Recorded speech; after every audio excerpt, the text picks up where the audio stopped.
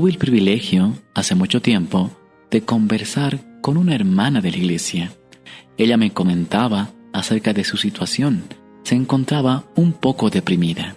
Las razones que ella me comentaba eran que la vida la había tratado de una manera muy dura. En principio, tenía un trabajo, pero sin embargo, no le habían pagado el monto acordado. Y no solo eso, sino que también había tenido una hijita, pero que a su temprana edad le habían arrebatado.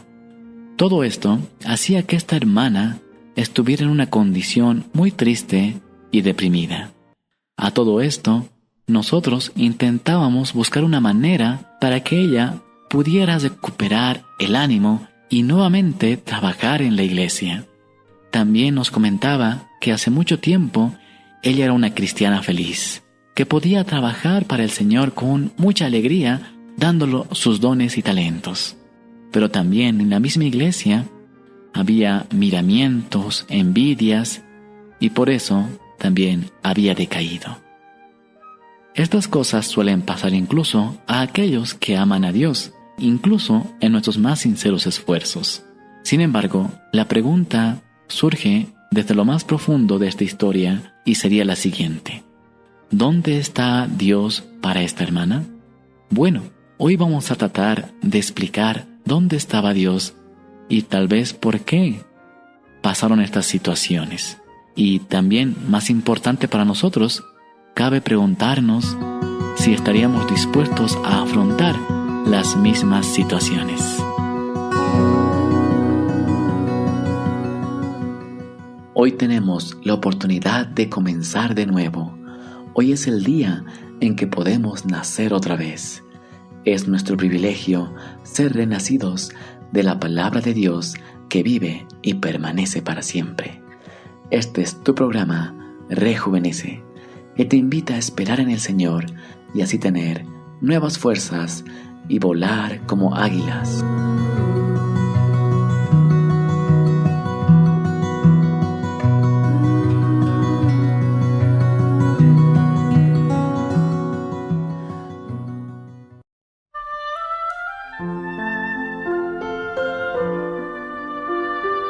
Bienvenidos, queridos amigos. Este es tu programa Rejuvenece. Con ustedes, su anfitrión, Noel. Y me está acompañando una amiga muy especial. Hola, mi querido amigo, amiga. Bienvenido a este su programa Rejuvenece. Con vosotros, 7. Empecemos entonces con este tema tan fascinante acerca del amor de Dios por la humanidad. La primera pregunta que surge en este sentido es la siguiente: ¿de qué manera demuestra Dios su amor a todas sus criaturas? Y para ello vamos a buscar en el libro de Salmos, el capítulo 145, los versículos 15 y 16. Mientras vas buscando, quisiera dar lectura a este pequeño párrafo que se encuentra en el libro El Camino a Cristo. Nos dice: la naturaleza y la revelación a una dan testimonio del amor de Dios. Nuestro Padre Celestial es la fuente de vida, sabiduría y gozo. Mira las maravillas y bellezas de la naturaleza. Piensa en su prodigiosa adaptación a las necesidades y a la felicidad, no solamente del hombre, sino de todos los seres vivientes. El sol y la lluvia que alegran y refrescan la tierra, los montes, los mares y los valles. Todo nos habla del amor del Creador. Dios es el que suple las necesidades diarias de todas sus criaturas. Amén. Ahora vamos a leer el texto bíblico. Salmos capítulo 145, versos 15 y 16. Nos dice lo siguiente: los ojos de todos esperan en ti, y tú les das su comida a su tiempo. Abres tu mano y colmas de bendición a todo ser viviente.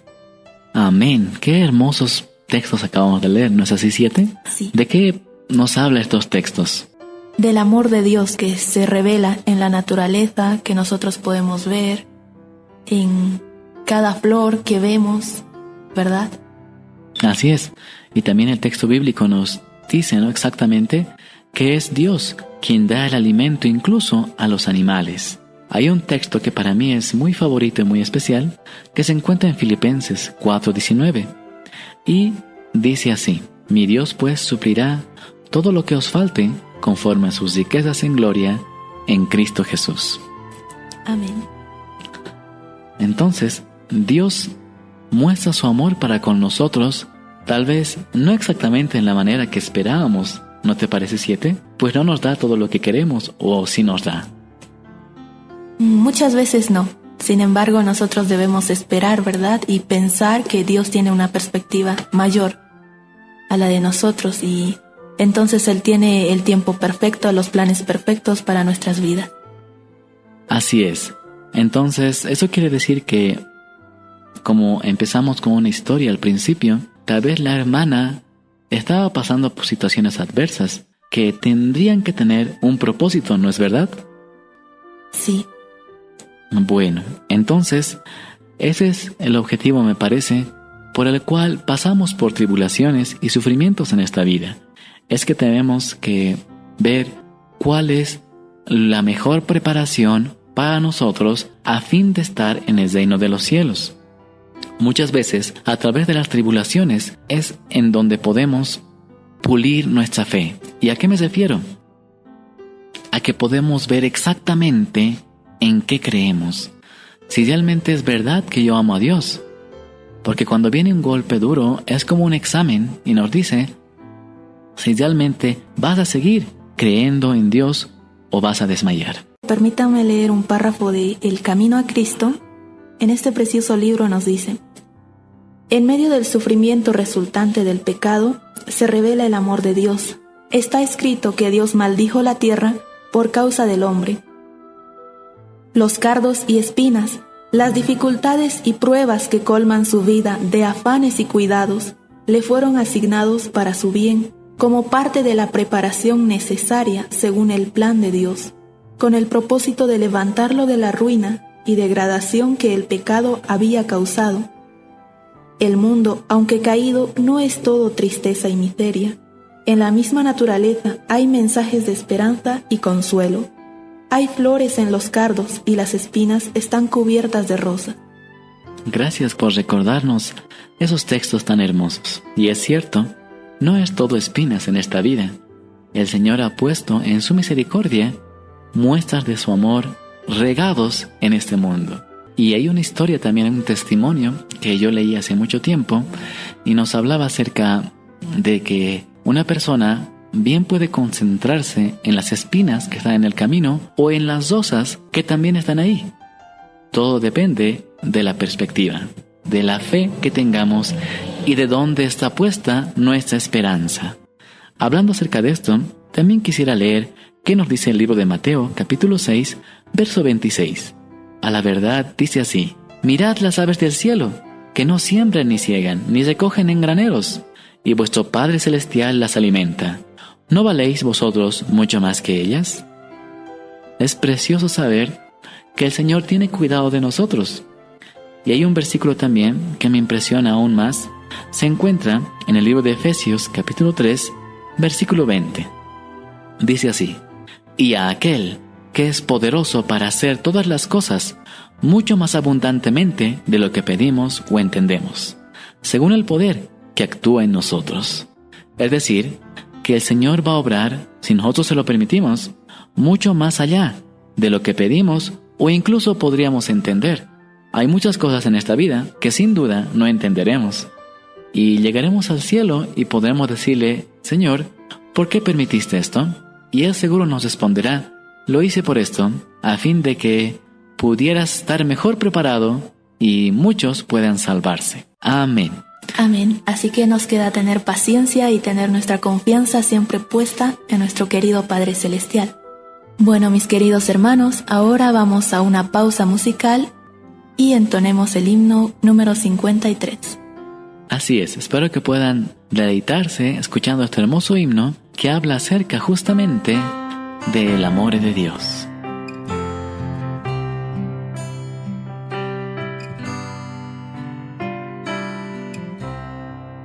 Oh amor de Dios, tu inmensidad, el hombre no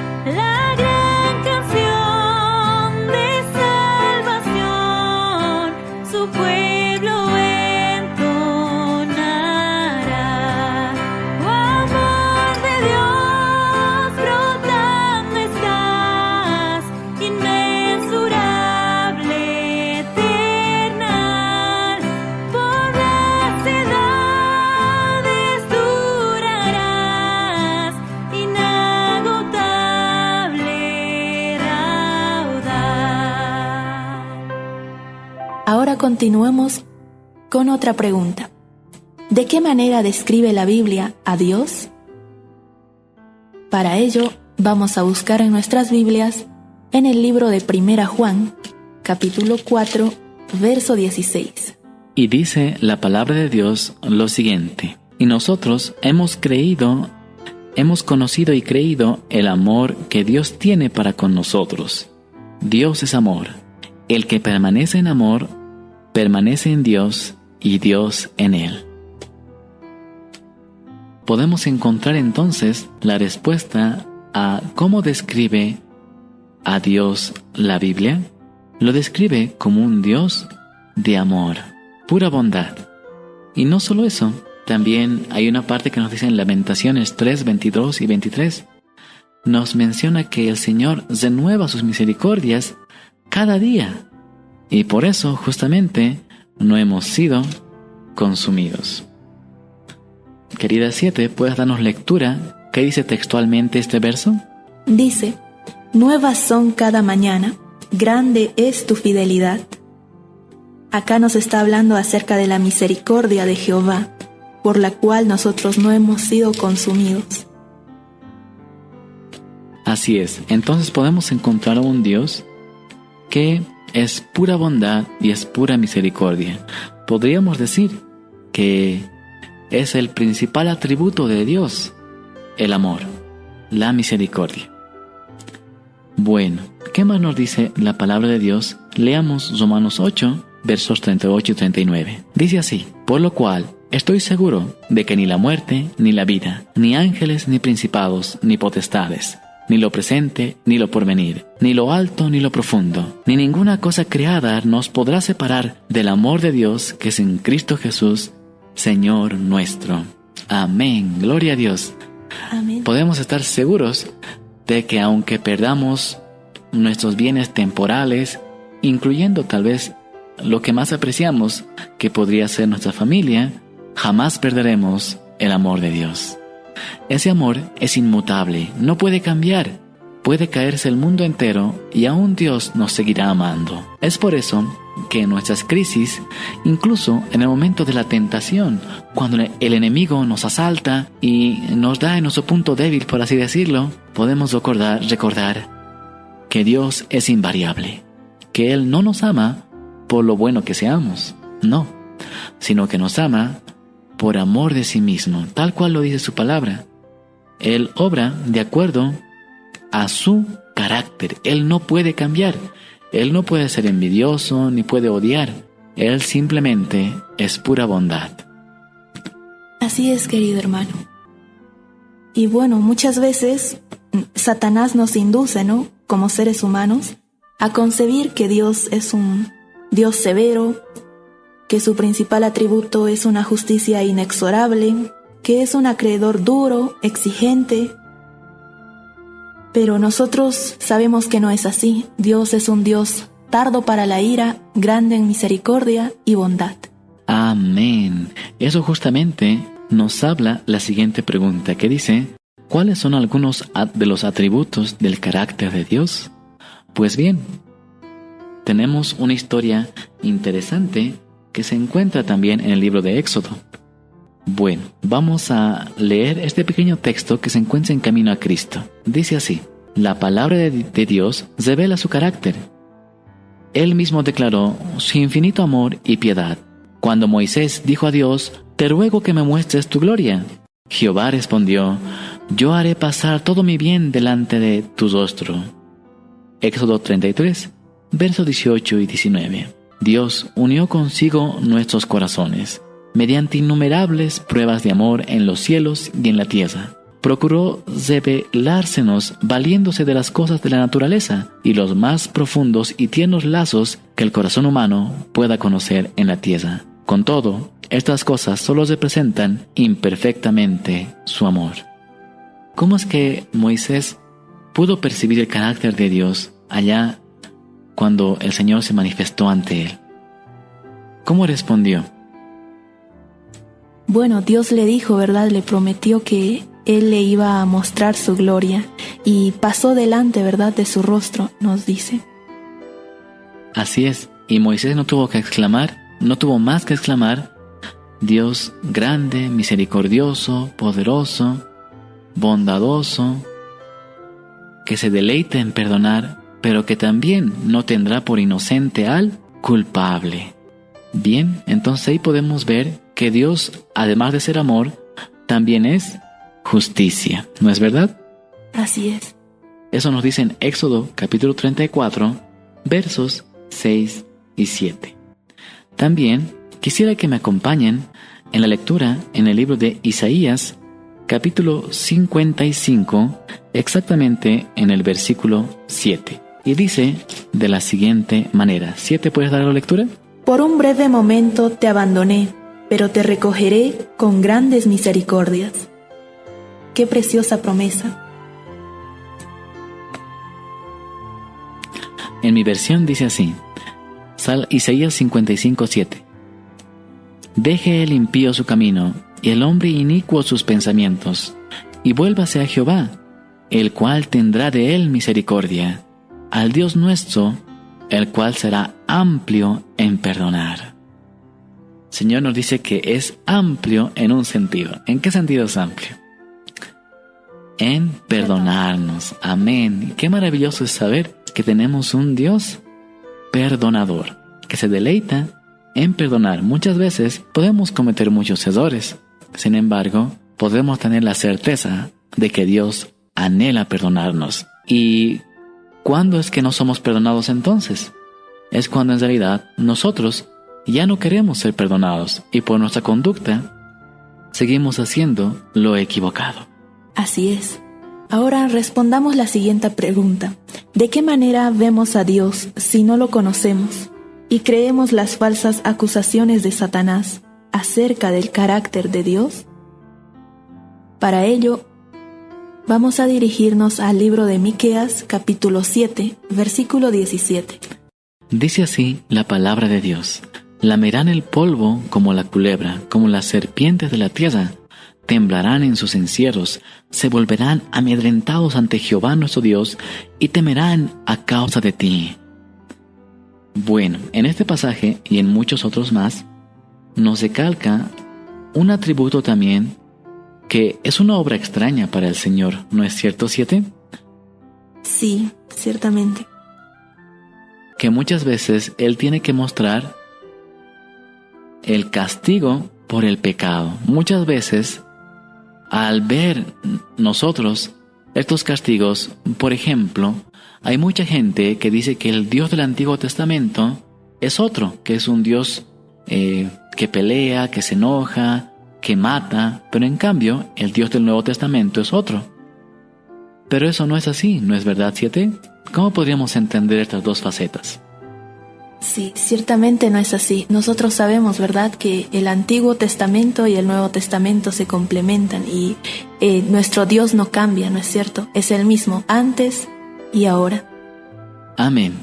Y podemos entender que el Señor siempre va a hacer lo mejor para nosotros. Y si en el Antiguo Testamento hubo ocasiones en las cuales se permitió la matanza, incluyendo los niños y animales, fue porque el Señor sabía que había llegado el momento para ejercer el castigo. El Señor sabía que el hombre ya no podía cambiar sus caminos, tal cual leemos en la historia de Génesis, ¿se acuerdan? Justo cuando el Señor trajo los juicios en un diluvio, Él refirió en unas palabras lo que Él mismo sentía, lo que el Señor sentía. Dijo: todo pensamiento, toda intención del corazón de los hombres es de continuo solamente al mal. Y por eso permitió que fueran destruidos. Y es así, queridos amigos, eso es una advertencia no solamente para ellos, sino también para nosotros, porque nosotros también podemos ser destruidos. Sin embargo, podemos reflexionar también en la bondad de Dios. Antes de continuar, queridos amigos, espero que se estén deleitando mucho al escuchar las promesas del Señor, pero quisiéramos que nos acompañen ahora a escuchar un mensaje musical. Este se encuentra en el himno número 290 y dice: Fuente de la vida eterna. Quisiera que tomen atención especialmente en la parte que dice que el Señor se deleita en perdonar, en ser misericordioso. Los dejamos con este hermoso himno.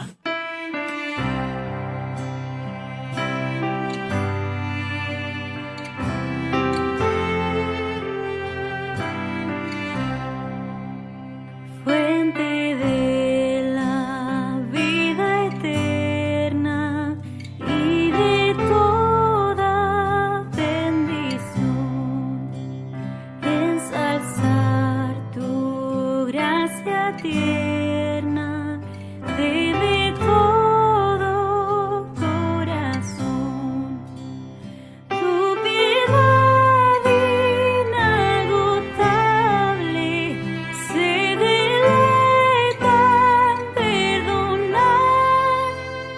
Solo tú eres adorable, gloria a ti debemos dar. Cánticos celestes te quisiéramos cantar, entonados por las huestes que viniste a rescatar. De los cielos descendiste, porque tuviste amor, tierno te compadeciste y nos diste tu favor. Toma nuestros corazones, llénalos de tu verdad, de tu espíritu, y de toda santidad. Guíanos en la obediencia, humildad, amor y fe. Nos ampare tu clemencia, Salvador propicio ser. Gracias por continuar con nosotros, mis queridos amigos. Ahora vamos a la siguiente pregunta. ¿Qué gran privilegio perdió el ser humano después que eligió pecar? Para ello vamos a dirigirnos al libro de Juan, el capítulo 1 y el verso 18. Leamos entonces este texto. San Juan, capítulo 1, verso 18. A Dios nadie lo ha visto jamás. El unigénito Hijo, que está en el seno del Padre, Él lo ha dado a conocer. Bien, entonces, ¿cuál es el privilegio que perdió el ser humano después que eligió pecar? El no poder ver, ¿no es cierto?, a Dios, como antes sí podía, tenía el privilegio en el jardín del Edén. Así es. Entonces, eso quiere decir que antes sí podíamos ver a Dios y podíamos tener una comunión estrecha con nuestro Padre. Sin embargo, ahora no podemos hacerlo, y no es porque Él no quiera vernos, no, sino que Él quiere cuidarnos a nosotros, pues sabe que si alguno de nosotros ve a Dios, probablemente seríamos destruidos. ¿Por qué? Porque nuestros pecados no podrían soportar la mirada de Dios. Es por eso que el Señor anhela que nos preparemos en este tiempo. Primera de Juan, capítulo 4, versículo 12, nos dice lo siguiente: Nadie ha visto jamás a Dios. Si nos amamos unos a otros, Dios permanece en nosotros, y su amor se ha perfeccionado en nosotros. Verso 20. Si alguno dice yo amo a Dios, pero odia a su hermano, es mentiroso. Porque, pues el que no ama a su hermano, a quien ha visto, ¿cómo puede amar a Dios a quien no ha visto? Entonces, hay una brecha que se abrió después del pecado. Así es. Bueno, antes en el jardín del Edén, como ya dijimos, el ser humano podía, ¿verdad?, conversar con Dios cara a cara, con los ángeles, ¿no es cierto? Y después, por causa del pecado, ya no. Sin embargo, por mediación de los profetas, el pueblo aún podía escuchar, ¿verdad?, la voz de Dios. Y sin embargo, ahora ya no se pueden ver, ¿no es cierto?, lo que son los profetas como en la antigüedad.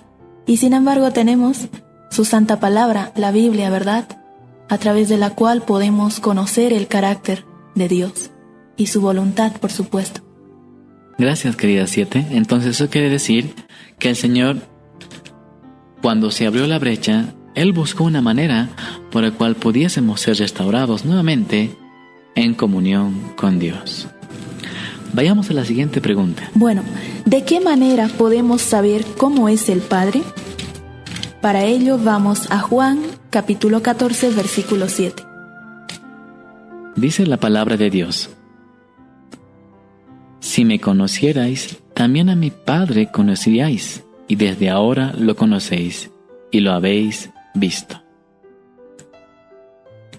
Entonces nos quiere decir que si hemos visto a Jesús, también conocemos al Padre. Es decir, que el Señor Jesús vino justamente a suplir ese abismo que se produjo por causa del pecado. El hombre no podía conocer a Dios estrechamente, y es por eso que el Señor Jesús tuvo que venir y hacerse hombre a fin de que conociéramos cómo es el Padre, y de esta manera poder encontrar la salvación. Así es. Y bueno, en las Sagradas Escrituras podemos hallar la historia de un discípulo, Felipe, que le dijo, ¿no?, a Jesús: muéstranos al Padre. Jesús le respondió: ¿tanto tiempo hace que estoy con vosotros y no me has conocido, Felipe? El que me ha visto a mí, ha visto al Padre. ¿Cómo pues dices tú, muéstranos al Padre? Así es. Entonces vemos que Felipe era un poco incrédulo, ¿no les parece? Él había estado andando con Jesús por mucho tiempo, y sin embargo seguía diciendo: muéstranos al Padre, quiero conocerlo. Tal vez era un sentimiento de curiosidad nada más. Y nosotros también. Hoy en día hay muchas personas que dicen: pero ¿dónde está Dios? Muéstrame a Dios. Y repiten exactamente el mismo error de Felipe. ¿Por qué? Pues están viendo a Dios en la persona de sus hijos, pero ellos no los pueden reconocer. Bueno, esperemos que no sea por el mal testimonio que damos los cristianos, porque si no, eso sería nuestra culpa. Bueno, es nuestro deber dar un testimonio correcto a fin de que también este mundo pueda ver un Dios revelado en obras de amor y misericordia. Bien, vayamos a la siguiente pregunta.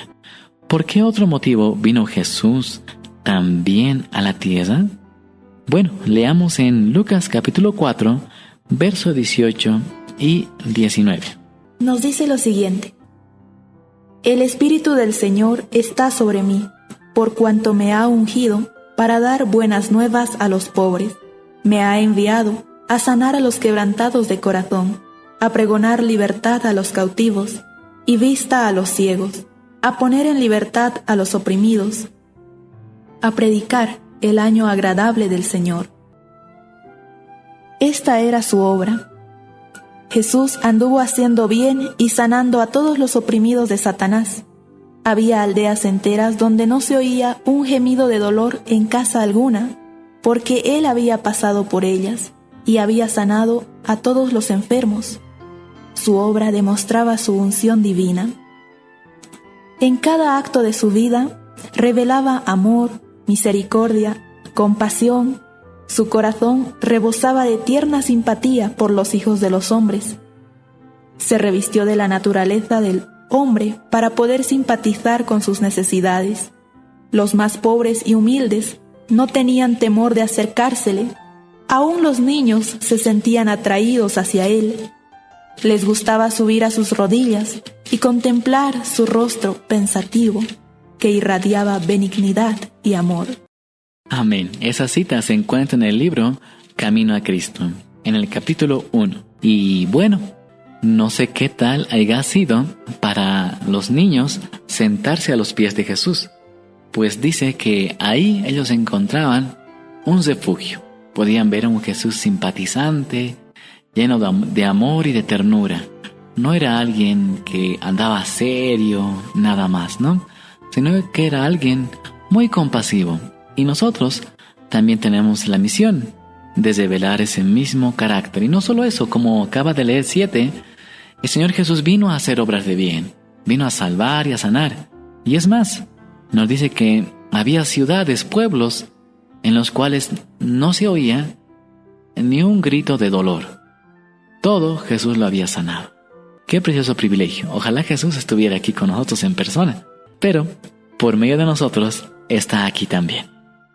Así es, y pidamos al Señor constantemente poder ser transformados conforme a su carácter, para nosotros poder ser la luz del mundo, la sal del mundo. Ahora, acompáñenos en esta pausa musical con el canto Jesús en mi ciudad.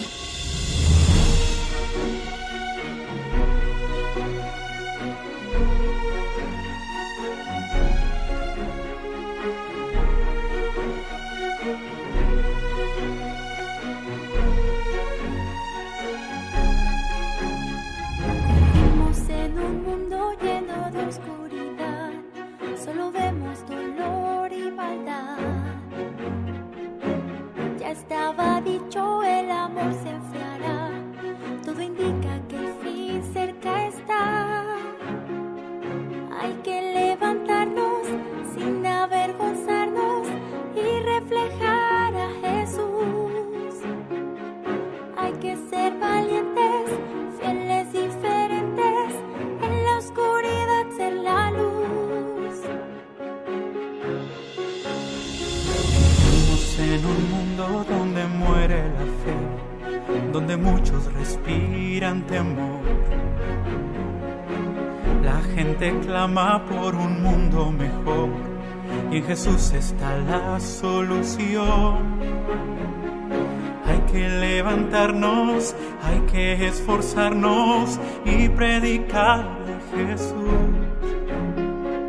Hay que ser valientes, fieles, diferentes, en la oscuridad ser la luz.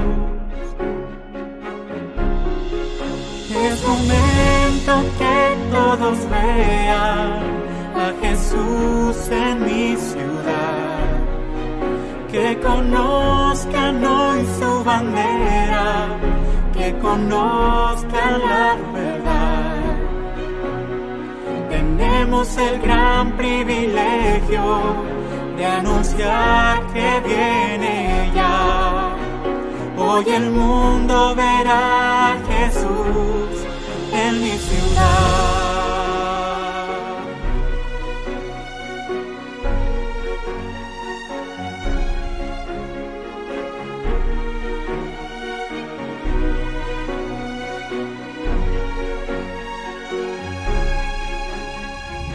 Queremos hoy vivir como Jesús vivió, darle todo nuestro corazón, seguir la gran misión que nos dejó, responder su llamado de amor. Somos sacerdotes, linaje escogido, pueblo adquirido por Dios, para que anunciemos con la luz del cielo que en Jesús hay salvación.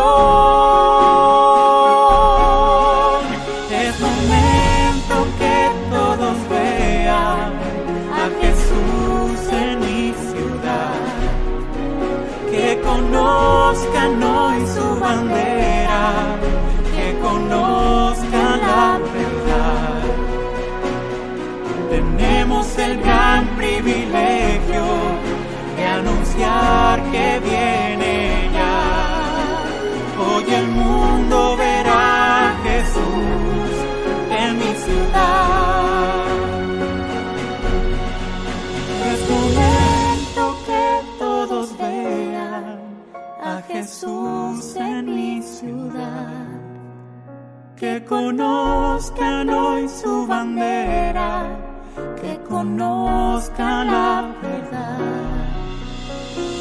Tenemos el gran privilegio de anunciar que viene ya. Hoy el mundo verá a Jesús en mi ciudad. Hoy el mundo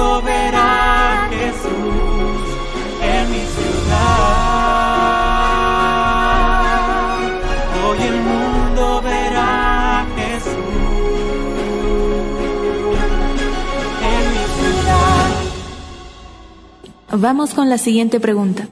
¿De qué manera se presentó Cristo y el mensaje del Evangelio? Busquemos el libro de San Juan, capítulo 1, verso 14. San Juan, capítulo 1, verso 14 nos dice: Y el Verbo se hizo carne, y habitó entre nosotros, lleno de gracia y de verdad, y vimos su gloria, gloria como del unigénito del Padre.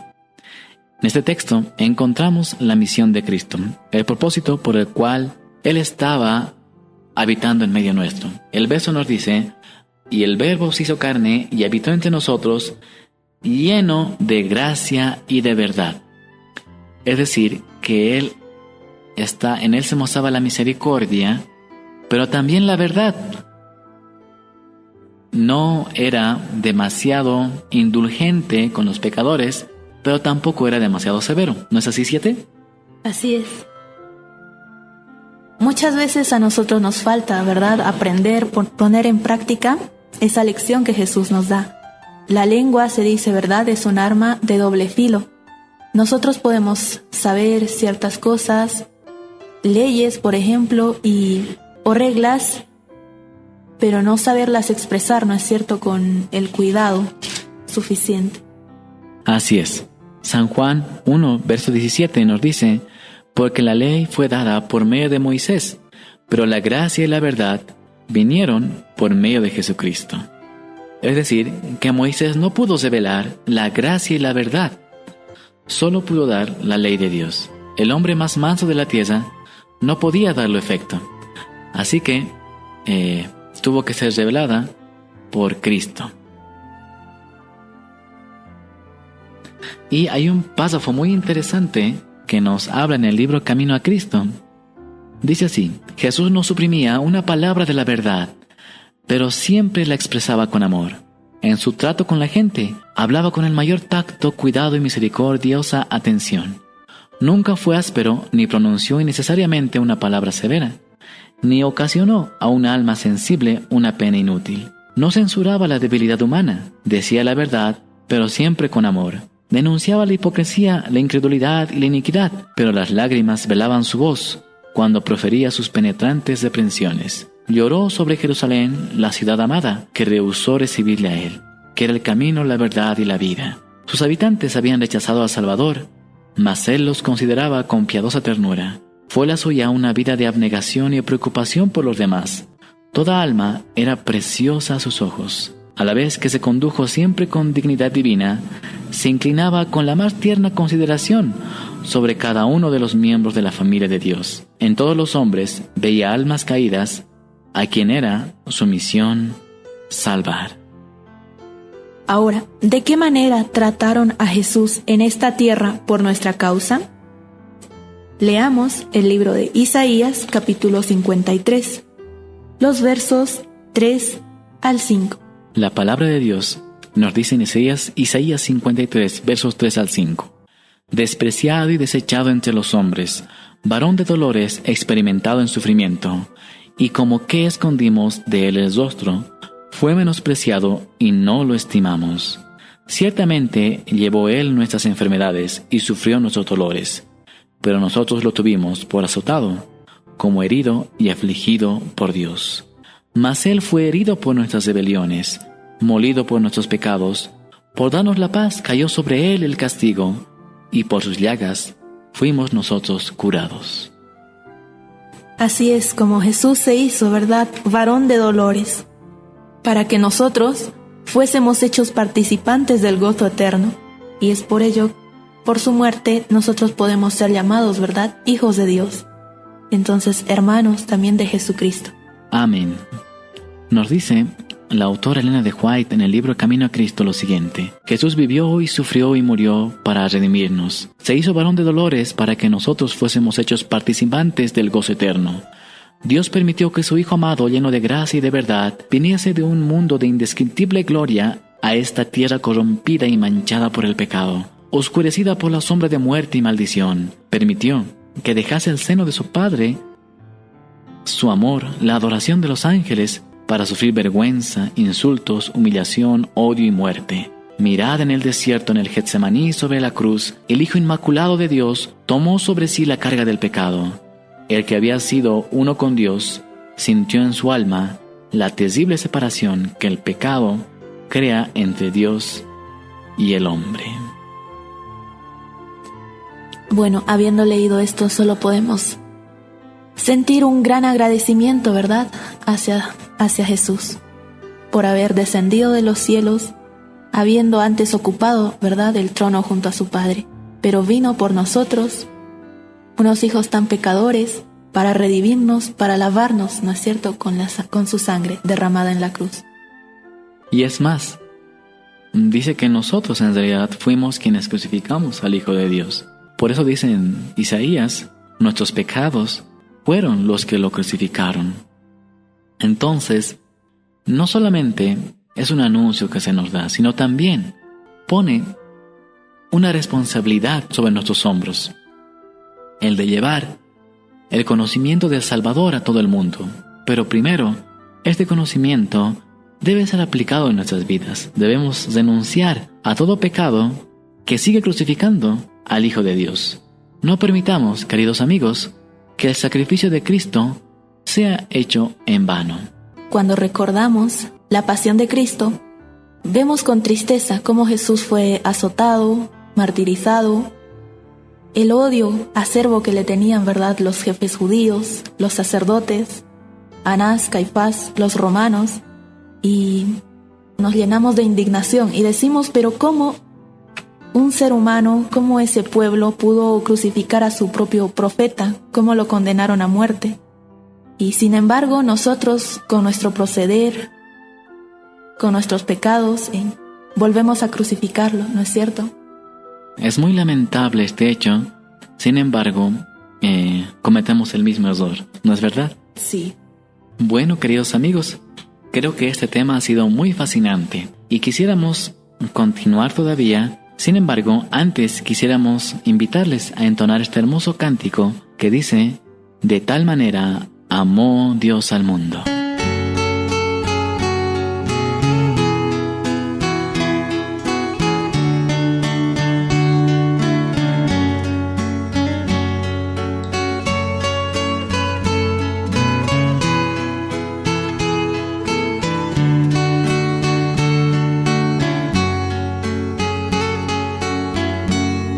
De tal manera amó Dios al mundo, que ha dado a su único Hijo.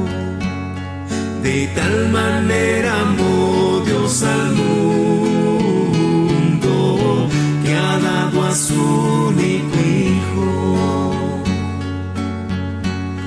para que todo aquel que en él crea no se pierda, mas tenga vida eterna. Para que todo aquel que en él crea no se pierda, mas tenga vida eterna. Dios no envió a su Hijo para traer conmoción al mundo, sino que al recibirlo a él, los hombres puedan hallar la paz. Él vino al mundo para salvarnos, el mundo no lo esperó. Él vino al mundo para salvarnos,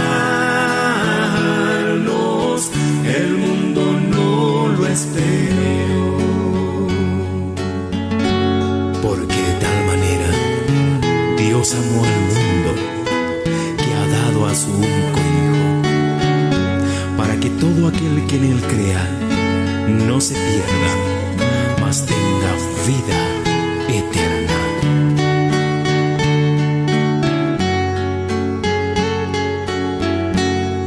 De tal manera amó Dios al mundo, que ha dado a su único Hijo. De tal manera amó Dios al mundo,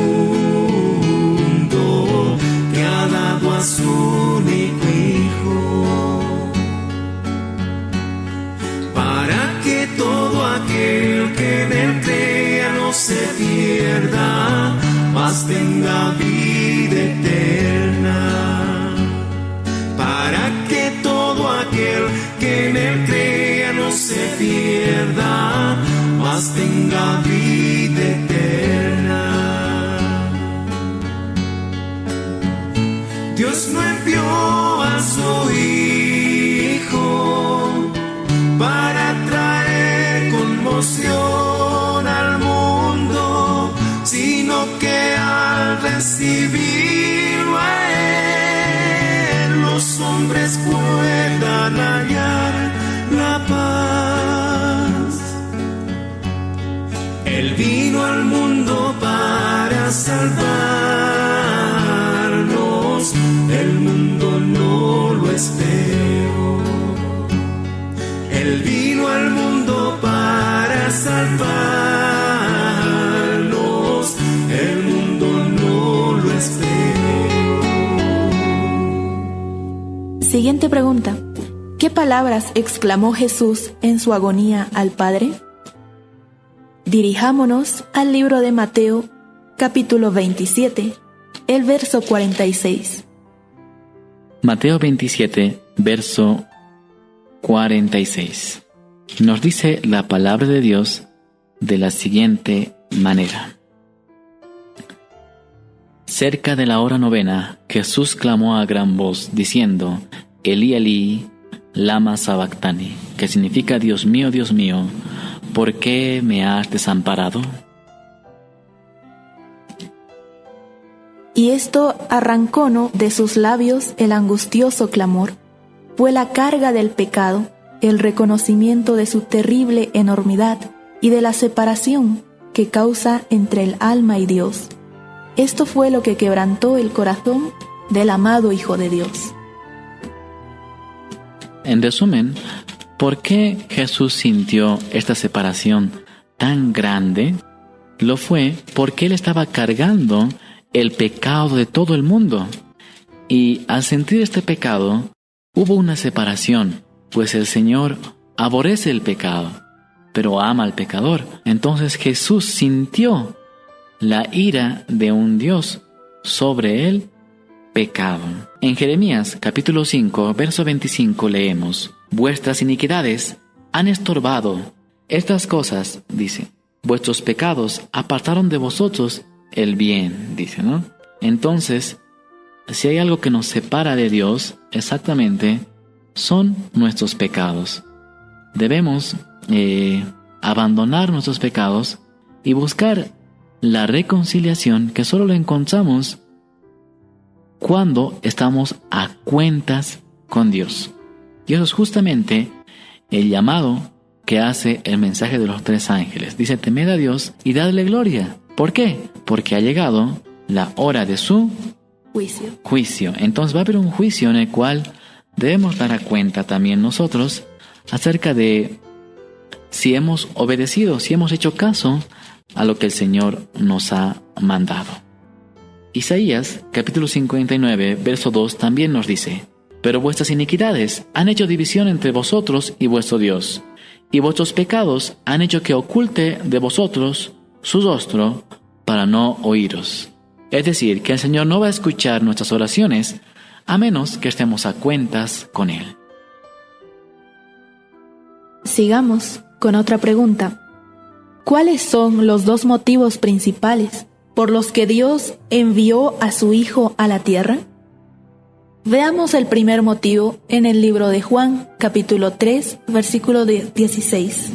Y es un texto que muchos no sabemos de memoria.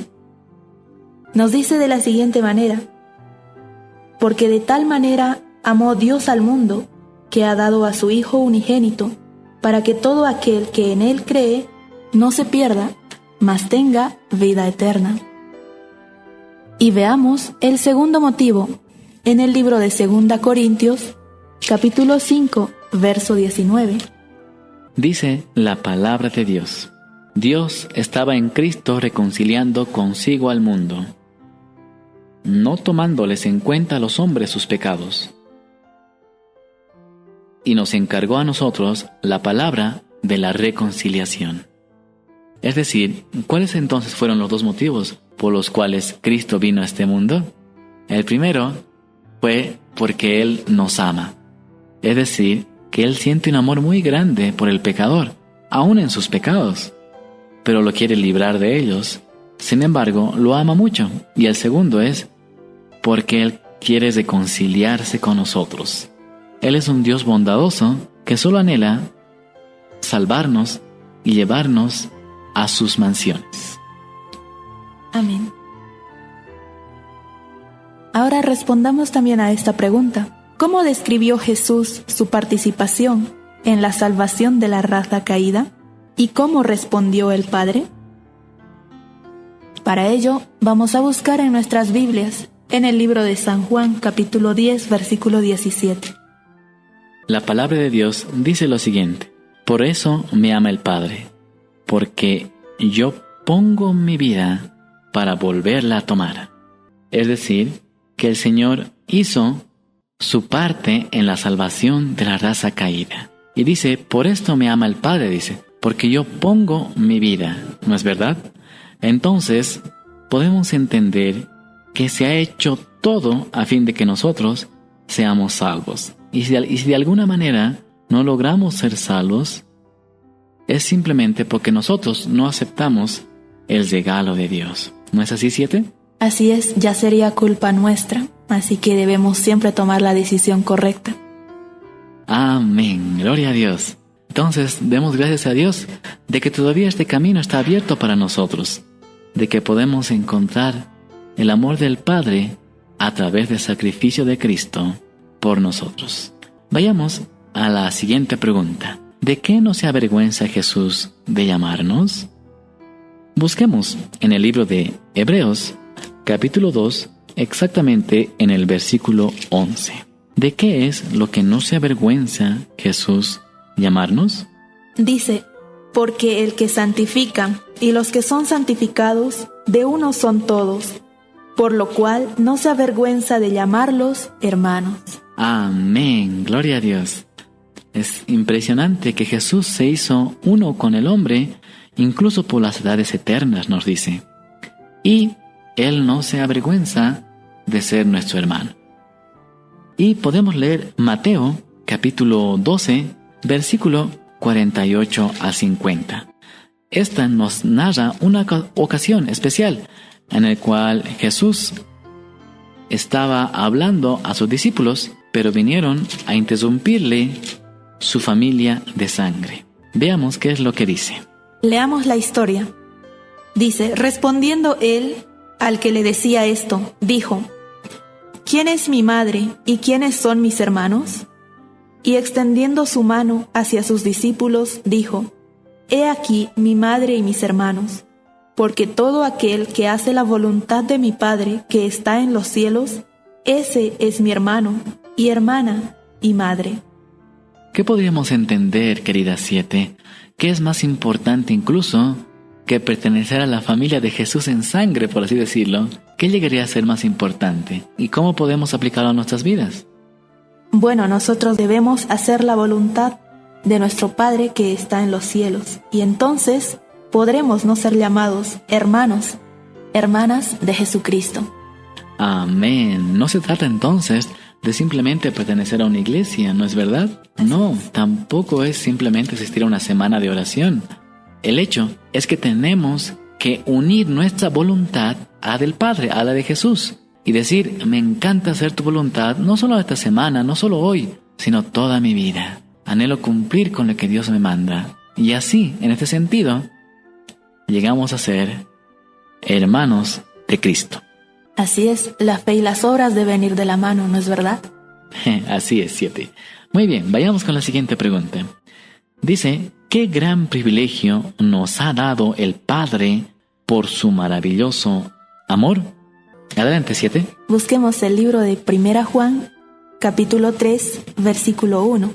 Dice así, mirad cuál amor nos ha dado el Padre para que seamos llamados hijos de Dios. Por esto el mundo no nos conoce, porque no lo conoció a Él. Entonces, queridos amigos, es un gran privilegio que somos llamados a ser hijos de Dios. Pero esto no fue gratis, tuvo un costo muy grande. Fue la sangre del Hijo de Dios lo que nos hace hijos de Abraham, tal cual nos dice en Gálatas, capítulo 4, versos 5 y 6. nos dice que si nosotros tenemos la fe en Cristo, llegamos a ser coherederos de la promesa, descendientes del linaje de Abraham, pues tenemos la fe de Abraham. De esta manera podemos llegar a ser hijos de Dios. Pero vayamos un poquito más profundo. ¿Qué nos dice en el libro de San Juan?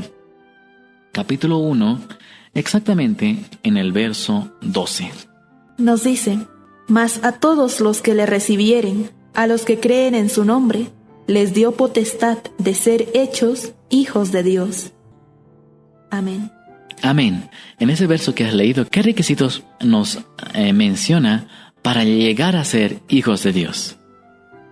Creer, ¿no es cierto? A todos los que creen en su nombre, nos dice la palabra santa. Así es, a todos aquellos que le creen y que lo reciben. Sin embargo, ¿qué clase de recibimiento será el que tenemos que dar a Jesús en nuestras vidas? ¿Será que tiene que ser simplemente algo pasajero? ¿Una visita de Jesús el sábado y ya? Esto debe ser toda nuestra vida, ¿no es cierto? Debemos entregar nuestro corazón plenamente.